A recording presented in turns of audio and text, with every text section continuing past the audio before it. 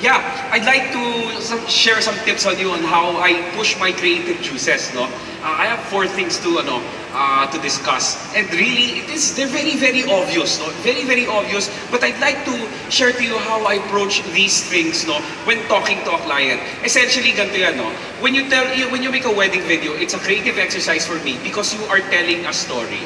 Okay. Agree tayo lahat doon, di ba?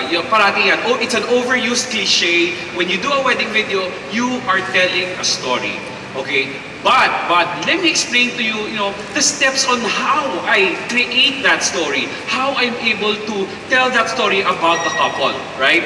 Okay. Number one, I learn as much as I can about the couple.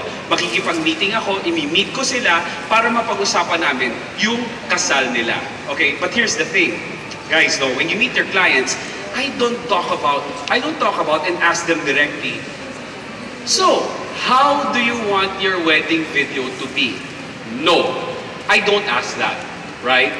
They hired me, I have creative freedom. I have the liberty of executing what I have in mind.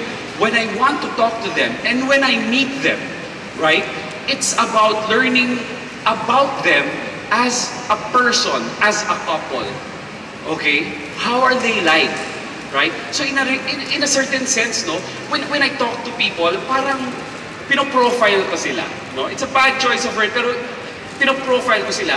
Anong klaseng couple to? Okay? Alam mo yun, in your mind, dealing with so much people. Rock and roll ba tong couple na to? Barry Manilow ba tong couple ba to? Okay? Tugs-tugs, Valkyrie Pool Club ba tong mga tao na to? Spend the summer in France or south of France kind of people, right? So from there, I learn about their tastes. I learn about what they like. I learn about the kind of music that they listen to. And those little simple things give me cues on how to create something for them. Yung mga maliliit na bagay na yon. For example, I asked, oh guys, what do you do? I asked them what their jobs are or what their businesses are, not because I want to gauge them as a person. Ay, magkano kaya kinikita nito? Ay, gaano kaya kayaman to? No, because I'm genuinely interested on the kind of things and stuff that they do. Genuinely interested. And that's one of the best things about my job. I get to meet so many different people. Meron ako mga kliyente na anak ng mga milyonaryo. Meron ako mga kliyente na ang business, nag-aalaga sila ng manok. Okay? Meron akong groom very recently, ang negosyo niya, bigasan. Okay? I had a groom before who really pioneered the first digital post-production house in the Philippines, Roadrunner. So parang, wow, ang galing nun. Ang galing ng mga ganong connections. I need to learn those simple things, no? Those small things, so I know my clients better. And I look forward to that. Okay? I'm in a great position right now, guys. Okay? Hindi ako nag-meet ngayon ng kliyente para pag-usapan namin kung kukunin niya ba nila ako o hindi. Okay? So kumbaga na-earn ko na yon. After 17 years, tatawag lang sila sa office, magbibigay sila ng tatanong nila kung libre yung date, tapos magbibigay na sila ng down payment. Sarap, di ba? Di ba? So sarap doon, parang, oy, pera, oy, ganyan. Pero relax na kayo, ha. Huwag yun na nakikita nyo. Ang isipin nyo doon, yung tinrabaho ko ng 17 years para makaabot ako sa pwesto na yon, right? So huwag nyo kakalimutan yung hustle, no? Not just the end game. Always work for, it's always about the hustle, okay? Not just where you are right now, okay? You talk, okay? You talk, I ask questions, I listen. That's what I do in front of the couple, okay? Case in point, for example, wedding day, and I'm there with my crew, okay? And most of the times, kung gaano ako kadaldal sa meeting, ganun ako katahimik sa wedding day. Game face. Kasi ako yung mag-e-edit, ako yung magpuput together ng mga nangyayari. So tahimik lang ako at nakikinig ako. Nakikinig ako, anong mga pinapakinggan ko? Okay? Papakinggan ko na malalaman ko na merong isang kapatid, hindi makakauwi, nasa Canada. Kasi may problema pa sa trabaho, hindi makapag-leave. Okay? So, anong ibig sabihin nun? Okay, cue, shoot, sobrang kailangan, sobrang solid itong same day edit na to. dahil ipapadala ka agad to kay sister na hindi makakauwi galing Canada. Uy, meron yatang napag-usapan, medyo malungkot sila kasi hindi umabot yung grandmother nila dun sa kasal. Nag-pass away na 6 months ago, but very, very dear to the heart of the couple, no? Of the bride, say for example. So what does that tell me? Hahanapin ko yung yung bouquet. Baka may locket doon, baka may picture ni grandmother. Pipicturean ko yun, i-video ko yun. Okay? I want to make that a memory, a great memory for them. Okay?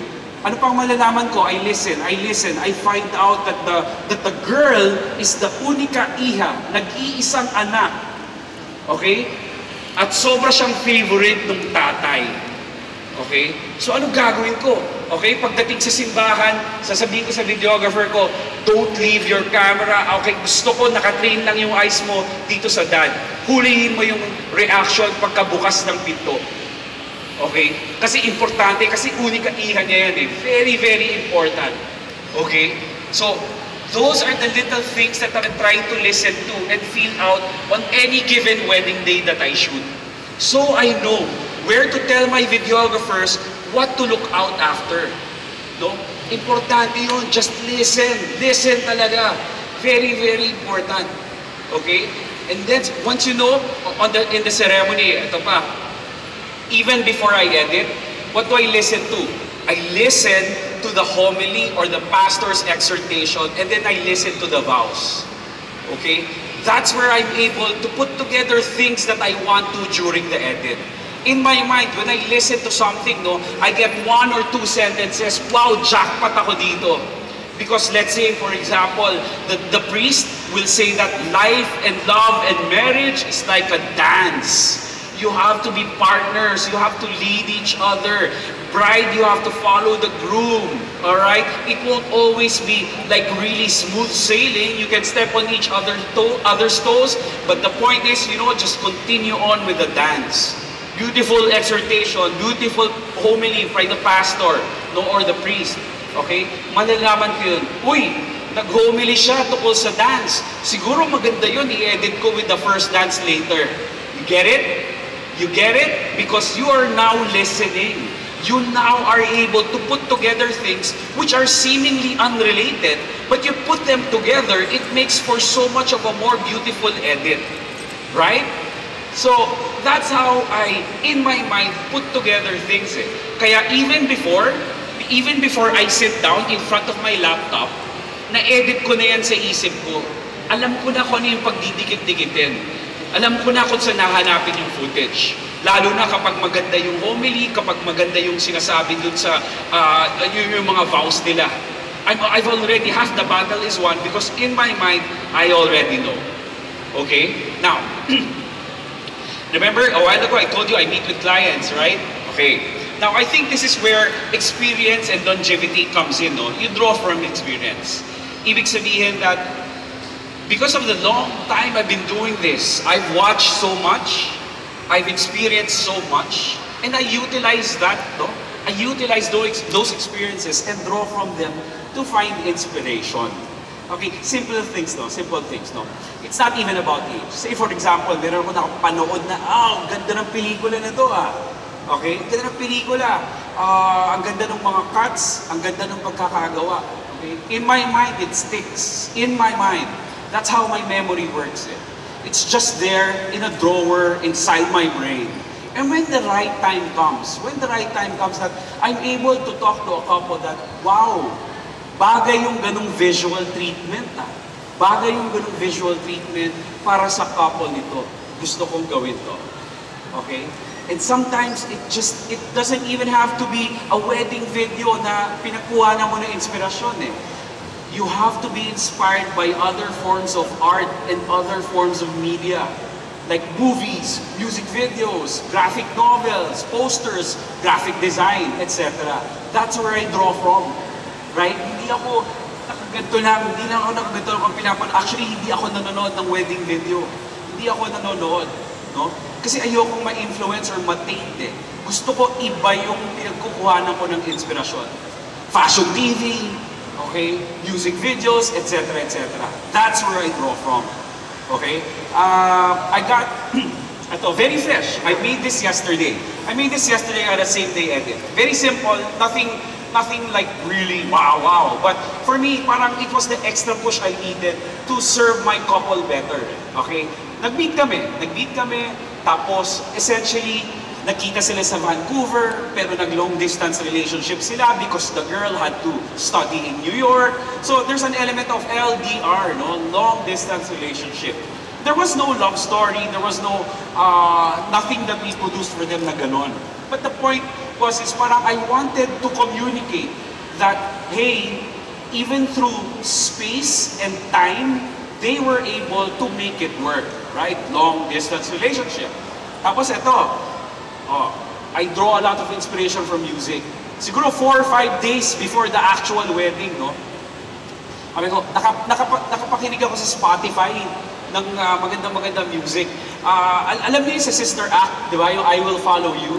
No? For me, in general, that's already like parang spiritual gospel song na siya, no? I will follow you wherever you may go, etc. So parang comical nga kasi Whoopi Goldberg. But I was able to find a beautiful version of the song. And I was able, wow, that surely fits in, no? It fits in to the idea of long-distance relationships. No matter the space, no matter the time, I will follow you.